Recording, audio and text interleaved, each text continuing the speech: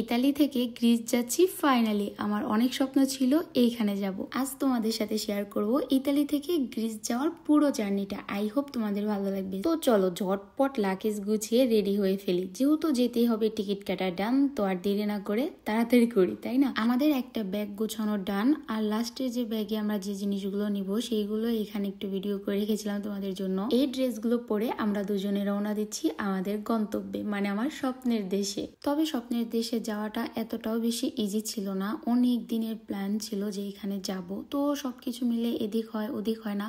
তো যাই হোক, ফাইনালি আমরা যাচ্ছি। তোরিনো শহর থেকে গ্রিস যাওয়ার ফ্লাইট না থাকার কারণে আমাদের জার্নিটা একটু বেশি হয়ে যায়, কারণ তোরিনো থেকে ফার্স্টে যেতে হবে আমাদের মিলানো, আর তার কারণে আমাদের অনেক আগেই বের হতে হয়েছে। রাতে বের হয়ে তারপরে আমাদের যেতে হচ্ছে মিলানো, যদিও 1 থেকে 1.5 ঘন্টার মতো লাগবে যেতে। যাই হোক, আমাদের বাস চলে আসছে।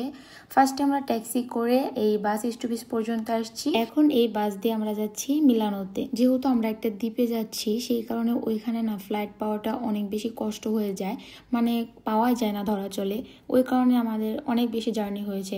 তারপরেও যাওয়ার জার্নিটা একটু সহজই ছিল, কারণ মিলানো আমাদের বাসা থেকে বেশি একটা দূর না, 1 থেকে 1.5 ঘন্টার ভিতরে চলে যাওয়া যায়। বাট গ্রিস থেকে ইতালি আসার জার্নিটা আমাদের একটু বেশি কষ্ট হয়েছে, কারণ ফার্স্টে আমাদের ভ্যানিস আসতে হয়েছে ইতালি, তারপরে ওইখান থেকে তোরিনো শহরে। ওই জার্নিটাও তোমাদের সাথে শেয়ার করব ইনশাল্লাহ। এবার বলো তো, মিলানো সিটি থেকে কে কে আমার এই ভিডিওটি দেখছো অবশ্যই একটা কমেন্ট করে যাবে।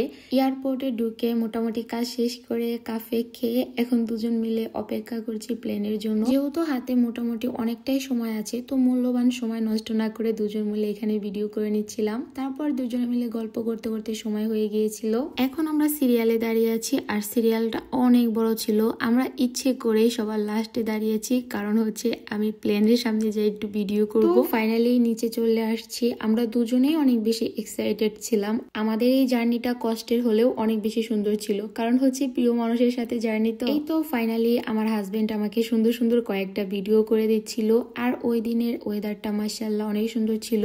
জাস্ট আকাশের দিকে তাকাও, দেখো কত সুন্দর, কারণ একটু ঠান্ডা ঠান্ডা ছিল, ভালোই হয়েছিল। আর এটা হচ্ছে বিমান থেকে ভিউ, মানে বিমানের যে গেট, ওইখান থেকে দেখো কত সুন্দর। আমাদের প্লেনটি এখন রান করছে, উপরে উঠে যাবে। আমাদের ফ্লাইটটি যেহেতু সকালে ছিল, একদম সকালের ভিউ পেয়েছি আলহামদুলিল্লাহ। মাশাআল্লাহ, এই ভিউটা এত বেশি সুন্দর ছিল, বিশ্বাস করো, মানে আমার মনে হচ্ছিল যে আমি এখানে নেমে যাই, বাট সেটা কি সম্ভব বলো? বাট আমার পক্ষে যেটা সম্ভব, মানে আমি চকলেট খাচ্ছিলাম আমার পছন্দের। এবার বলো তো, তোমাদের বিমান জার্নি কেমন লাগে? আমার কাছে তো বেশ ভালো লাগে, আর রাকিব যদি আমার সাথে থাকে তাহলে তো কথাই নাই। আলহামদুলিল্লাহ, ওর সাথে অনেকগুলো বিমান জার্নি হয়েছে। সত্যি কথা বলতে কি জানো, প্রিয় মানুষের সাথে, মানে তোমার পছন্দের মানুষের সাথে তুমি পৃথিবীর যেখানেই যাও না কেন সেখানেই তোমার ভালো লাগবে। আর তারপরেও আমরা দেশের বাইরে যাচ্ছি, এটা তো আরো বেশি মজার হওয়ার কথা, তাই না বলো? ফাইনালি আমরা আমাদের স্বপ্নের দেশে চলে আসছি, আর উপর থেকে কিন্তু খুব সুন্দর দেখা যাচ্ছে। যেহেতু একটা দ্বীপে যাচ্ছি, চারোদিকে কিন্তু আমরা সাগরও দেখতে পারবো, মানে অনেকগুলো ভিউ আমরা একসাথে পেয়েছি। ইনশাল্লাহ তোমরা যদি দেখতে চাও, নেক্সট ভিউ গুলো তোমাদের সাথে আস্তে আস্তে শেয়ার করে দিব। এখন আমাদের প্লেনটি ল্যান্ড করবে, আর দেখো উপর থেকে না সাদার মাঝে যে একটু নীল কালার আছে সেটাও বোঝা যাচ্ছে, মানে সামনে থেকে এটা না দেখলে উপভোগ করা যায় না। গ্রিস দেশের সান্তোরিনি ওয়া ও ফিরার মূল থিমই হচ্ছে হোয়াইট অ্যান্ড ব্লুর ভিতরে।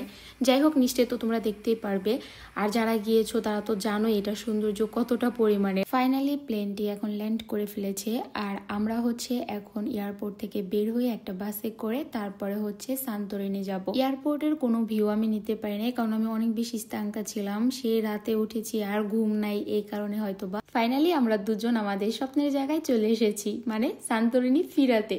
আর এই ফিরার ভিউটা কি বলবো, এত বেশি সুন্দর। ইনশাল্লাহ তোমাদের সাথে প্রত্যেকটা ভিউ আমি শেয়ার করব।